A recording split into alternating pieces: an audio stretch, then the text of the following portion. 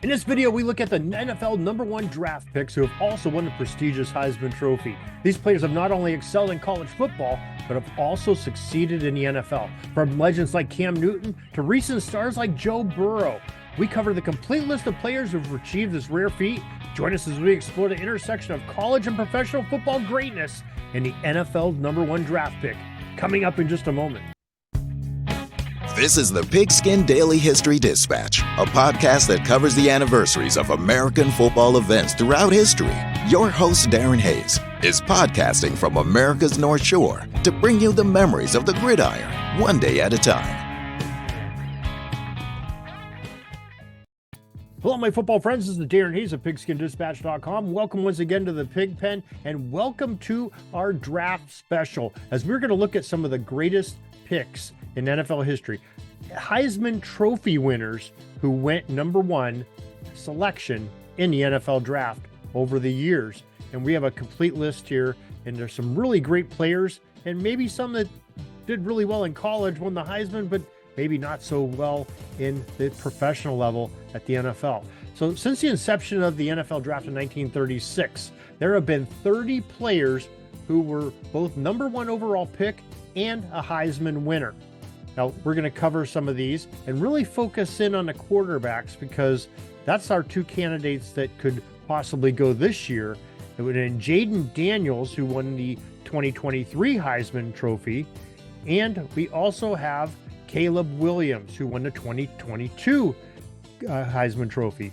Williams, of course, from USC, Daniels from LSU, both quarterbacks. So it's going to be interesting to see who the Chicago Bears, or if they trade out of that pick, who will be selected there.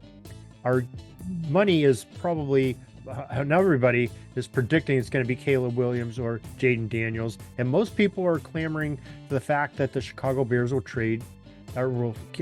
not trade and keep the pick and take Caleb Williams, because they're sort of devoid of their starting quarterback right now with trading Justin Fields recently for a 6th-round pick. So that sort of gives all indications they want their quarterback, and with that #1 pick, they have their pick of anybody in college football that's eligible for the draft. So that should be extremely interesting. So let's go into our formulas here and take a look at who some of these great players were over the years. Now, back in 1935, the very first NFL draft, it was also the year of the first, what is considered the Heisman Trophy. It was called the Downtown Athletic Club Trophy that first year. And Jay Berwanger of the University of Chicago Maroons was that winner, and he was also the #1 pick by the Philadelphia Eagles and their owner, Bert Bell, who came up with the inception of the NFL draft, as we found out a few years ago from his son Upton Bell, who told us and recorded this in our podcast. So, we thank Upton for that.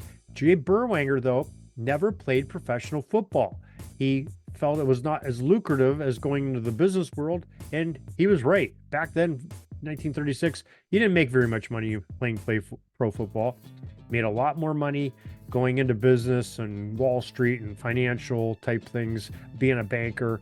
I can't remember exactly what Jay Berwanger did, but he did one of those and did very well at it, and made a nice living, nice life for himself. 1940 was the next one. Tom Harmon, the great Michigan halfback, ended up being the #1 pick by the Chicago Bears. In 1942, it was Frank Sinkwich from Georgia that was chosen by the Detroit Lions. And Angelo Bertelli of Notre Dame ended up going to the Boston Yanks in 1943. Heisman Trophy winner, #1 pick. Leon Hart of Notre Dame went to the Detroit Lions. He ended up being a 3-time NFL champion and Pro Bowl and All-Pro player. 1949, Leon Hart was drafted #1. 1956, here's another legend, Paul Hornung of Notre Dame, Green Bay Packers star halfback, Pro Football Hall of Fame. So another good pick there. Two Notre Dame guys in a row, that 49-56 with Leon Hart and Paul Hornung. Billy Cannon of LSU was the #1 pick by the Los Angeles Rams, but he was never signed. He ended up going to the AFL, and I believe with Houston, ended up being two Pro Bowls and twice an All-Pro and an AFL championship there. So interesting, a #1 NFL pick, goes to the AFL instead. 1961, Ernie Davis out of Syracuse was the Washington Redskins' #1 pick, but was soon traded to the Cleveland Browns, but unfortunately, because of health issues, never ended up playing in the NFL. Died shortly thereafter. Had some great potential there. Terry Baker in 1962, the Oregon State quarterback, ended up going #1 to the Los Angeles Rams after winning the Heisman. O.J. Simpson of USC, the Buffalo Bills, made it to the Pro Football Hall of Fame. Brilliant career by O.J. Simpson. Jim Plunkett, 1970, from Stanford. New England Patriots chose him. He didn't do real great with the New England Patriots, but had a resurged career back in Oakland with the Raiders, won a Super Bowl, and had a great career there. Billy Sims from Oklahoma with the Detroit Lions, 1978. George Rogers from South Carolina, New Orleans Saints in 1980. 1985, Bo Jackson, a two-sport star from the Auburn Tigers. The Tampa Bay Buccaneers selected him. He ended up going to the Raiders and had a great career before injury sidelined him. Vinny Testaverde in 1986 from the Miami Hurricanes.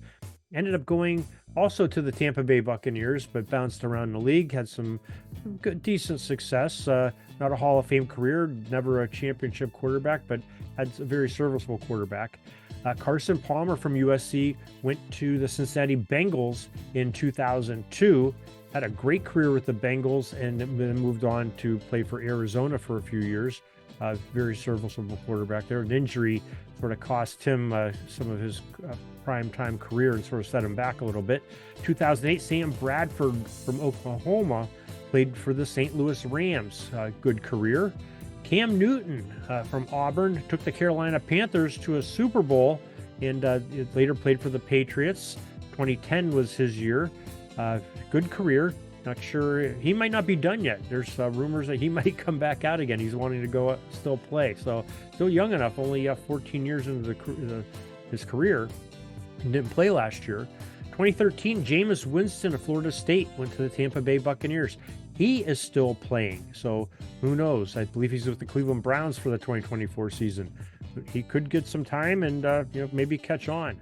Another connection in the Cleveland Browns was Baker Mayfield in 2017, a quarterback out of Oklahoma, and his career is still going, and he's now with the Tampa Bay Buccaneers. So interesting. Jameis Winston drafted by the Buccaneers, now with the Browns. Exact opposite for Baker Mayfield, and they didn't even exactly trade him. They bounced around to other teams in between. 2020, Joe Burrow, and the jury is still out on this young man. He took the Bengals to the Super Bowl, I believe, in his second year. He was from LSU. And 2023, Bryce Young from Alabama, who ended up going #1 to the Carolina Panthers last year. So just some very interesting quarterbacks and running backs in that whole group there. And we actually have a few more here we can even throw into that if you like to talk about #1s. Yeah, so just a great list of players there. Now, there's the challenges of adaptation is one of the problems of going from the college level to the professional level. Leap from college to NFL is significant. There's stronger competition, more complex defenses, and the demands of the professional game can expose the weaknesses that are not evident at the college level. Injuries can also derail a promising careers. We saw, possibly with Bo and some of the other, Carson Palmer. Maybe those set their careers back a little bit after starting off pretty hot. Now, the quarterback emphasis, notably quarterbacks dominate this category, and the pressure on these top quarterbacks is immense as they're expected to be franchise cornerstones right away. Running backs and defensive players drafted first or less frequently have that pressure and have yet to see the same boom or bust pattern. But you do have players like Achilles Smith not Achilles Smith, Kajana Carter, who was drafted very highly and never really panned out as a good running back after having a great college season. Now, Caleb Williams and Jaden Daniels, two very good college quarterbacks, and both seem to translate well into the NFL. They both have good arms, they both have decent mobility, and they both played in Power 5 programs that NFL teams just love and drool over. So these guys, it should be interesting to see what Chicago does. So overall, winning the Heisman Trophy and being drafted number one doesn't guarantee NFL stardom. It's a complex equation in which talent and adaptation and a little bit of luck play crucial roles. Now, some players thrive under the pressure, while others struggle to translate their college dominance at the professional level. And we see that time and time again that the players end up being busts that won the Heisman. Sometimes, in the case of Jay Burwanger, like we talked about, or that were wanted by NFL teams, or we have Charlie Ward, who won the Heisman and never ended up playing in the NFL, and so he probably could have got picked up somewhere, but was undrafted. Ended up going in the NBA because he's a talented athlete and had some great success there in the NBA. So, who knows how this is going to go this year? But it's interesting, and it sure is great to talk about and to learn about these great individuals that are playing and playing at such a high level. And we would love to talk more about this, and we are right after this message. All right, we're back. Let's go a little bit more into some of our quarterbacks that were drafted number one and won the Heisman Trophy. We told you about Angelo Bertelli, and he ended up going into World War II, and after serving in the Marines in that great war, Bertelli played for the All-American Football Conference. He played in that league and had some success there. Ended up being a good player in that. Terry Baker at Oregon State, 1962, played 3 seasons for the Los Angeles Rams and in 1 season in the CFL. Never really panned out as much success in either of those leagues. Jim Plunkett, like we talked about, struggled with the Pats and 49ers earlier in his career, but ended up winning the Super Bowl 15, and got the MVP award for that big game by guiding the Raiders to victory. And what a great moment that was for Jim Plunkett and his family. Testaverde played with 7 NFL teams in a 21-year career, enjoyed 2 Pro Bowl seasons, and became the oldest starting quarterback to win a game in NFL history at the age of 43. Tells you he was a durable quarterback, still serviceable, still could compete. 21 years into the league and starting a game. That's pretty good. Now, Carson Palmer of USC was instantly the face of the Bengals franchise, and he was a top-notch quarterback, but had those injury problems, and after having 2 Pro Bowl bursts and just never really could get going with the Bengals, who ended up letting him go and tried to go to a different system, different quarterback. And the Cardinals, they tried to resurrect his career, but just really couldn't get things flowing there, like we talked about.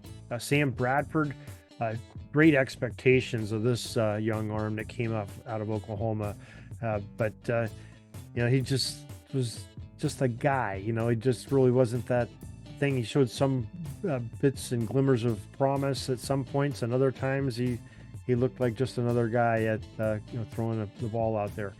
Cam Newton, yeah, what a star-studded talent he was. But like age catches up with everybody, and so do defensive coordinators, and eventually figured out Cam Newton's weapons of his legs and his strong throwing arm and accuracy, and ended up figuring out how to neutralize his effectiveness after a few years. But what a beast he was early on. Jameis Winston, he was came out playing very well, but sort of got into some trouble with throwing interceptions and maybe some poor choices of some windows to throw into, and sort of got him benched and moved out of town and moved on to the Saints and some other teams, and now he's with the Browns. So maybe he's a backup. Maybe you can sit back and watch a little bit and learn and from Deshaun Watson, and maybe make his career resurrect. Baker Mayfield, everybody left him for thinking he was going to go into the USFL or the Canadian Football League, but the Rams signed him last year. Had some decent success there. I'm sorry, 2 years ago, the Rams signed him, and ended up, playing all right. And, last year with Tampa Bay, took him to the playoffs, and they were a pretty good team. He was very serviceable, and now he's got a big contract with the Buccaneers to extend his career. Kyler Murray is one that we did not talk about. Heisman winner, went number 1. He was, drafted as the first selection in the 2019 NFL draft, and had some injuries over the last few seasons, but man, as he showed some really bursts of talent and really scary guy to try to defend because he's quick and fast and can also throw the long ball with some great touch, and has some great weapons there to guide him too. So who knows where he'll do. And Joe Burrow, this poor guy's had some rough injuries that his rookie year, came out like gangbusters and suffering, I believe, an ACL. And last year, just that horrific injury, just throwing the ball, and just his arm just went sort of ragdolled and limp, and had some injury there and couldn't finish the rest of the season, missed about half the season. Hopefully he's back to health, and because this guy has really got a great head on his shoulders, makes some really great choices. So it'll be interesting to see if he goes. And Bryce Young really struggled his rookie year with Carolina Panthers, but didn't really have a lot of talent around him to build upon. Now the Panthers have got to work and build up their line a little bit. They've got him some receivers like Deontay Johnson and others, and maybe surrounding him with a little bit more talent and having a year under his belt, and a coaching staff that's coming in fresh to use his talents. We'll see what happens there, but with Bryce Young. But all the eyes are on Caleb Williams and Jaden Daniels, and where will they go? And will one of them be the number 1 overall pick in the NFL after winning a Heisman? That's a big question. We are about a week away to find out that answer. And, until then, just enjoy this great history of the Heisman winners that went number 1, because it looks like we're probably going to have one happen once again. And maybe these two, whichever one does make it, will be a success in the NFL. Hopefully they both will. But only one could be number 1 pick. So that's our story for today. That's our history. We really thank you for joining us. Take the time to hit the subscribe button down below. We'd appreciate that. And I'd love to have you on, and follow us on our quizzes that are happening about 5 times a week. These history segments that we have, we're visiting with guests, authors, and historians to tell the story of football. And we got some special things lined up here on YouTube and the podcast this year. So stay with us, and don't forget to join pigskindispatch.com for some great stories there as well, and jerseydispatch.com. We cover all the North American sports by their jersey numbers. Till next time, everybody, have a great gridiron day. Peeking up at the clock, the time's running down. We're going to go into victory formation, take a knee, and let this baby run out. Thanks for joining us. We'll see you back tomorrow for the next podcast. We invite you to check out our website, pigskindispatch.com, not only to see the daily football history, but to experience positive football with our many articles on the good people of the game, as well as our own football comic strip, Cleat Marks Comics. Pigskindispatch.com is also on social media outlets, Facebook, Twitter, Instagram, and don't forget the Pigskin Dispatch YouTube channel to get all of your positive football news and history. A special thanks to the talents of Mike and Jean Monroe, as well as Jason Neff, for letting us use their music during our podcast.